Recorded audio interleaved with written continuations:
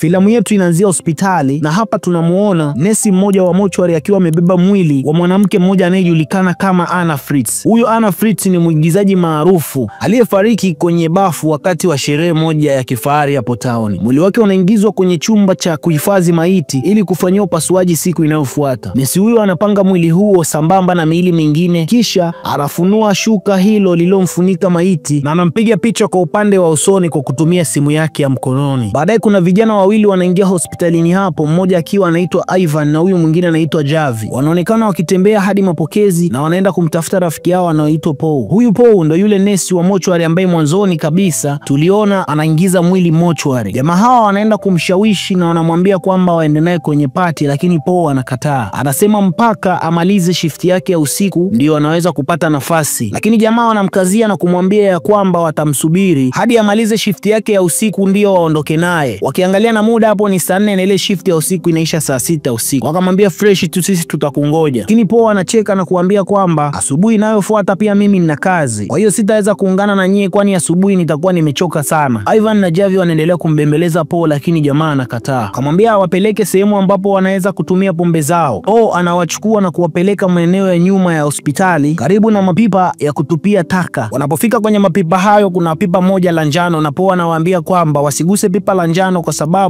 lina uchafu wa binadamu. Javi anakasirika kwa kupelekwa mahali penye harufu mbaya, lakini Paul anakubali kishingo upande tu. Anaambia basi Paul, mimi nitakunywa pombe kidogo kama adhabu ya kuwaleta maeneo haya. Paul anasisitiza kwamba anaipenda sana kazi yake ya kuhifadhi maiti hata kama inawaogopesha watu wengine. Wakiwa wanazungumza, Javi anamuuliza kama ameona mwili wa Anna Fritz, maana kuna tetesi kwamba mwili huo umeletwa hospitali hapo. Paul anasema ndiyo, mwili upo hapa, na Ivan anamtaka Paul aende akawaoneshe mwili wa Anna Fritz. Kumbuka huyo Anna Fritz ni maarufu, kwa hiyo watu wengi wanajua kuhusu kifo chake. Paul anawaongoza kupitia korido za gorofa ya chini ya hospitali akiwaambia kwamba iwapo mtu yoyote atawaona wajifanye wamepotea. Wanapofika kwenye chumba cha kuhifadhi maiti, Javi anahisi uoga na kutaka kuondoka, lakini Ivan na Paul wanamshawishi abaki. Javi anasema hajawahi kuona mwili wa marehemu, kwa hiyo tendo cha yeye kuwa kwenye chumba alafu kinakuwa na miili mingi ya watu hivyo ni jambo ambalo linamfanya awe na hofu sana. Paul anawaingiza ndani na anawadanganya kwa kufunua mwili wa mwanamke mzee, akicheka kwa jinsi wanavyopata uoga baada ya kuona mwili huo. Kisha kwa msukumo wa Ivan anaenda kufunua uso wa Anna Fritz, na Ivan anapandwa na tamaa na kuamua kufunua sehemu nyingine za mwili wa Anna na anaanza kushika kifua cha marehemu. Baada ya kitendo hicho anamwambia na Javi na yeye aweke mkono wake juu ya kifua cha Anna. Javi kwa shingo upande anafanya hivyo huku akilalamika jinsi mwili huo ulivyokuwa wa baridi. Wakiwa bado katika hali ya kupumbazwa na mwili wa Anna Fritz jinsi ulivyoumbika, wanazidi kuzama kwenye mazungumzo yasiyo ya kawaida. Ivan anazua wazo la kufanya mapenzi na mwili wa Anna Fritz, akisisitiza kuwa kila mtu alitamani kuwa naye kipindi alipokuwa hai. Lakini Paul anaongezea kwa kusema kwamba yeye alishawahi kulala na maiti ya mdada mmoja hapo awali na kwa sasa imeshakuwa kama jambo la kawaida kwa upande wake, kwa hiyo hawazi wala nini. Ivan anamuuliza, je, umeshalala na mwili wa Anna Fritz au bado? Paul anasema bado sijalala naye, na Javi anamuuliza tena, una mpango wa kulala naye au la? Na je, hiyo ndo sababu ya wewe kukataa kuondoka kwenda na sisi kwenye sherehe kwa sababu una ratiba zako zingine za kulala na maiti? Paul anasema hapana, lakini pia ilikuwa inategemeana na mudi yangu wakati naondoka. Kama ningeweza ningelala naye au la nisingelala naye, kwa hiyo ingetegemeana tu na mudi yangu. Javi haamini masikio yake kutokana na maneno anayoyasikia kutoka kwa hawa marafiki zake. Javi anaona ni kuwanusuru rafiki zake kutokana na dhambi hiyo na anamwambia Ivan inabidi aondoke eneo hilo mara moja, lakini Ivan anakataa na kumwambia siwezi kuondoka hapa mpaka nilale na Anna. Paul anaungana na Ivan na kumwambia Javi kwamba kama atashindwa kuangalia basi atampeleka kwenye chumba kidogo wanachohifadhi vifaa kwa ajili ya kusafishia maiti. Javi anazidi kushtushwa na tabia za rafiki zake, lakini anakosa namna ya kuwazuia, na Paul anamuongoza mpaka kwenye chumba kidogo ambacho kipo maeneo hayo hayo kwenye ukumbi huo wa mochwari, na wanakaa humo ndani wakimtazama Ivan akiwa anaanza shughuli yake. Yaani jamaa ameona lazima alale na superstar hata awe mzima au amekufa, yeye kikubwa amelala naye. Haya bana, jamaa anapunguza uzito kisha anaingia mzigoni. Wakati huo Paul anamwangalia na akimshawishi na Javi aje kumwangalia Ivan wakati anafanya kitendo hicho. Javi anakataa na kuwaita marafiki zake kwamba wameshakuwa vichaa, lakini hakuna aliyemsikiliza. Cha ajabu zaidi, na Paul naye akamwambia kwamba Ivan akimaliza na mimi naenda. Basi bana, Ivan akamaliza akarudi kwenye chumba, alafu Paul na yeye akaenda. Wakati yuko pale, Javi anamwambia Ivan siwezi hata kukuangalia kutokana na kitendo ulichokifanya siku ya leo, lakini jamaa inaonekana inaingilia huku inatokea huku wala hata ajali yani. Upande wa pili Paul anaendelea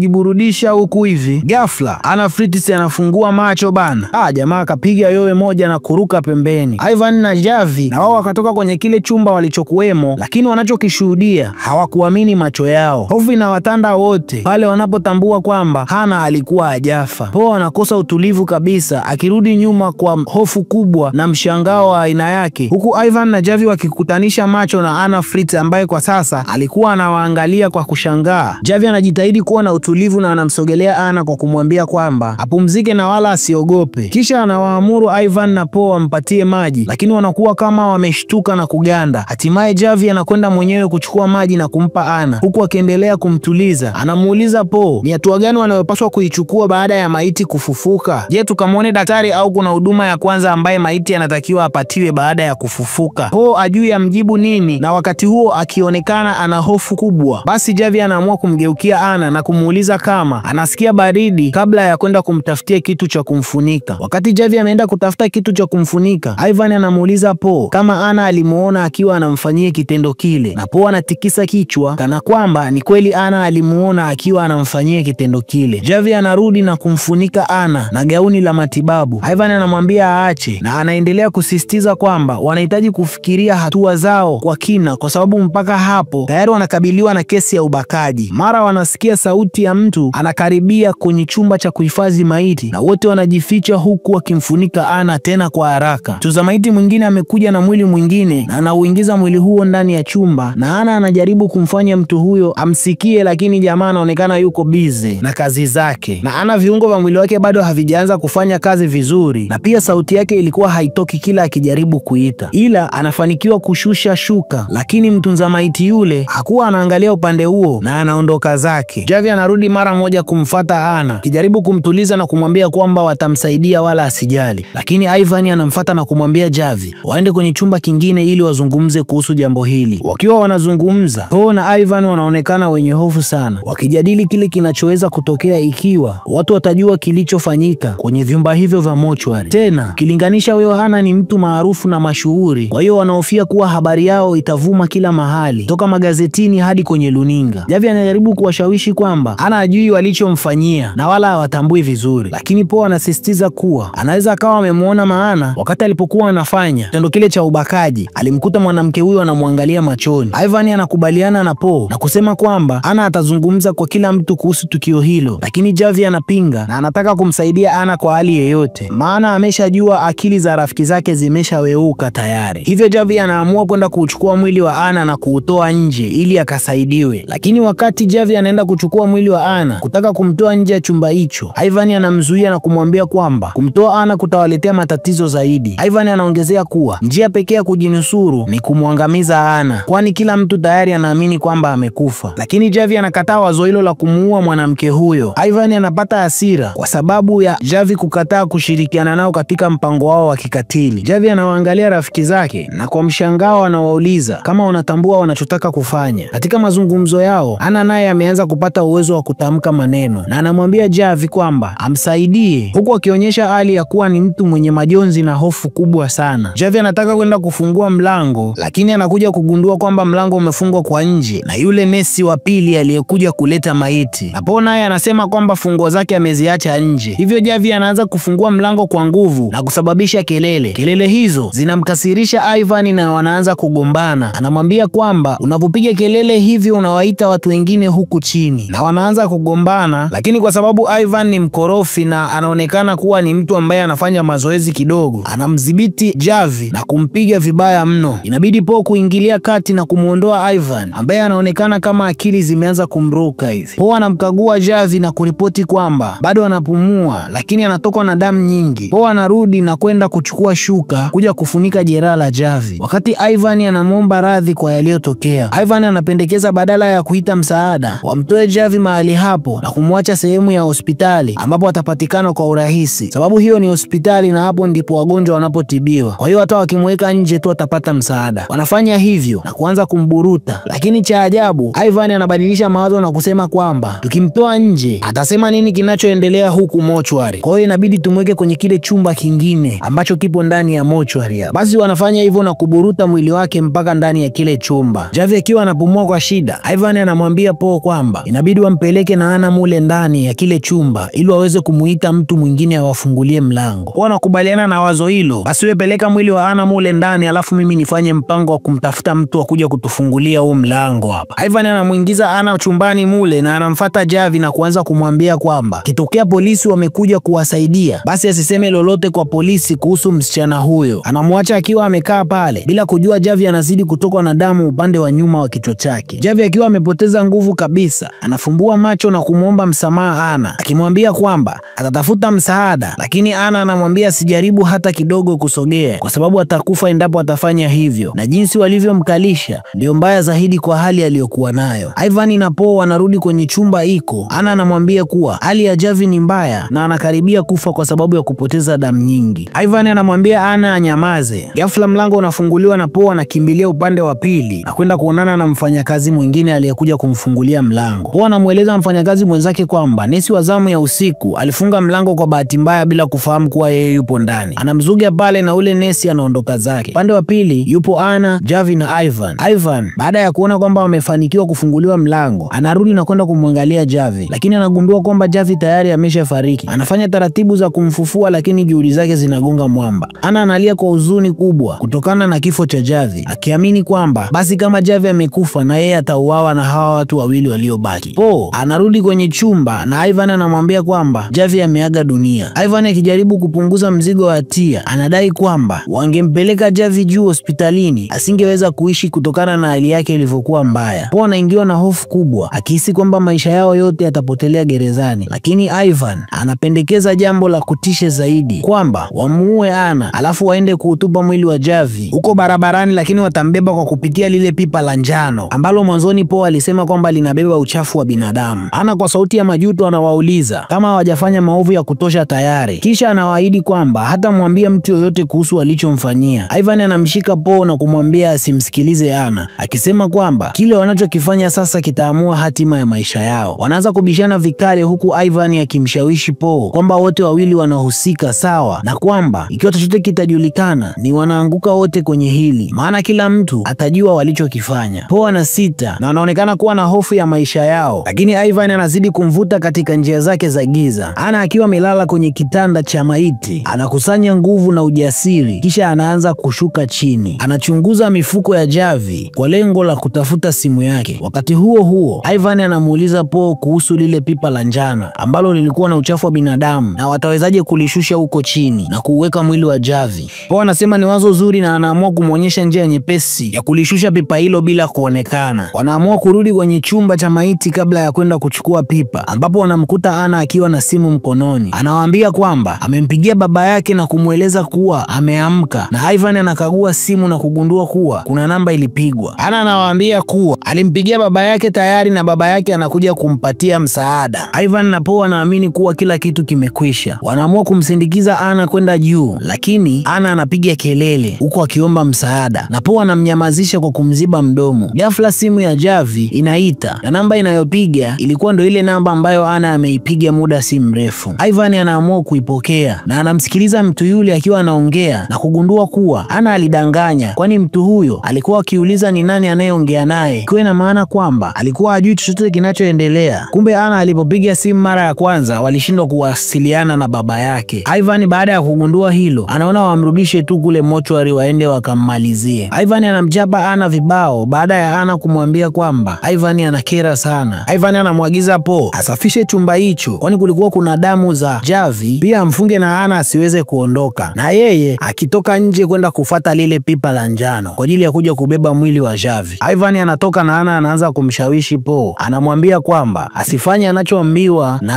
akiendelea kumsikiliza Ivan basi ataishia gerezani. Ana anamwambia Paul kuwa yeye si muuaji na kwamba yeye ndiye aliyemsaidia kuishi hadi sasa, lakini Paul akiwa bado ana hakika. Ana anamueleza tena kwamba Ivan ndo alimuua Javi tena mbele yake wakati Paul alipokuwa nje ya kile chumba, lakini Paul anadhani ni uongo na hawezi kumwamini mwanamke ambaye amefungwa, kwani hapo ataongea chochote ili kujinasua kwenye hiyo hali. Anaamua kumfunga Ana na hata kuziba mdomo wake kwa tepo, maana anaona huyu atanifanya niwe na huruma sasa hivi. Wakati Ivan ameenda kutafuta pipa, anashindwa kurudi kwa wakati sababu kulikuwa na nesi mwingine ambaye alikuwa anafuta fegi maeneo yale pale nje ya jalala, huku Paul naye anasafisha chumba kingine, Lakini upande wa pili Anna naye anafanya juhudi za kujifungua na anafanikiwa kutoa ile tepu iliyopo mdomoni mwake na kujaribu kujifungua, ila anashindwa kujifungua mikono bali anaweza kujifungua miguuni. Katika harakati za kujinasua pale, anaanguka sakafuni na kuanza kutambaa akitafuta mahali pa kujificha kabla Ivan hajarudi. Unajua huyu mwili wake unahitaji matibabu kidogo ili akae sawa, maana ulikuwa umeshakufa kabisa, ni heka tu ndo zimemrudisha duniani. Ivan anaporudi na kugundua kwamba Anna ametoroka, yeye na Paul wanagawana kazi ya kumtafuta, huku Anna anaendelea kuwakwepa akitambaa kwenye korido moja hadi nyingine na anafanikiwa kufika kwenye lifti, lakini Ivan anamkamata kabla hajafanikiwa kujiokoa na kumrudisha kwenye chumba cha maiti kwa kumburuza. Paul akiwa bado na shaka anamfuata Ivan na kumuuliza kama alimuua Javi wakati yeye alipokuwa nje ya chumba, lakini Ivan anamjibu kwamba Anna anajaribu kuwagombanisha na wanachopaswa ni wao kuwa pamoja na kushirikiana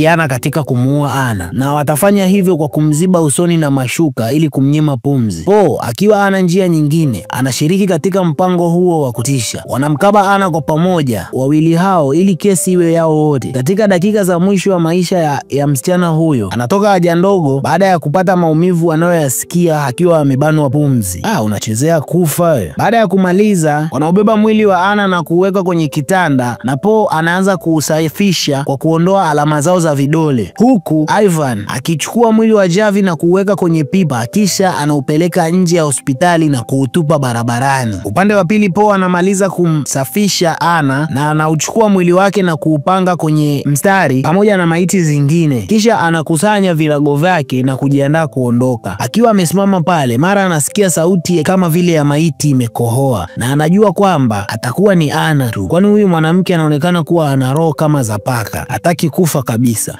Anamfuata na kumwambia kwamba kama hujafa basi hautaweza kufa tena, kikubwa wewe jifanye tu umekufa mpaka pale Ivan atakaporudi na waondoke zao. Anna anamwangalia na asemi chochote. Paul anamfunika na shuka na kuendelea kusubiri pale mpaka Ivan atakapokuja. Ivan anarudi na anamuuliza Paul kama amefanya kazi yake kwa umakini, na Paul anamwambia tayari, hivyo waondoke. Wawili hao wanaongozana na wakati wamefika kwenye lifti, Ivan anagundua kwamba amesahau kadi yake na kuamua kurudi kwenye kile chumba cha mochwari. Licha ya Paul akimkataza, anamwambia asiende, lakini Ivan anakataa kwa kumwambia kwamba siwezi nikaacha kadi yangu pale na inayo details zangu mimi, kwa hiyo kikikutwa mule ndani itakuwa ni shida kwa upande wake. Wanaporudi wanakutana na Anna akiwa amesimama tena kwa miguu miwili na anaonekana yupo strong kama hakuna kilichotokea. Ivan anaanza kwa kumshambulia Paul kwa hasira, akizani kwamba Paul atakuwa anataka kumzunguka kwa kuamua kushirikiana na Anna. Anamkida kwenye shingo na kuanza kutaka kumuua, lakini Anna anajitokeza na ghafla kumchoma Ivan kwa mkasi mara kadhaa mgongoni. Ivan anaanguka chini na kupoteza fahamu. Paul akiwa ameogopa na mwenye masikitiko anamwambia Anna kwamba walikuwa tayari wanaondoka na hakupaswa kufanya hivyo, lakini Anna bila kusema chochote anamwangalia Paul kwa hasira na kumchoma na yeye mikasi kadhaa maeneo ya tumboni. Na huo ndio ulikuwa mwisho wa kigongo hiki cha kusisimua kabisa kinachoenda kwa jina la The Corpse of Anna Fritz. Msichana aliyepambana hadi mwisho kuokoa maisha yake atakuwa na roho 7 kama paka huyo, au ndio kama wahenga wanavyosema kwamba hawezi ukafa mpaka siku yako ifike. Kwa hiyo tuamini tu kwamba siku ya Anna Fritz ilikuwa haijafika. Asanteni sana kwa kutazama na hakikisha unabonyeza subscribe na kuwasha notification ili kupata vigongo vingine pale tunapoweka mizigo mipya. Usisahau kulike video hii kwa ajili ya kutusapoti na kututia nguvu katika kuweka video zingine kama hizi.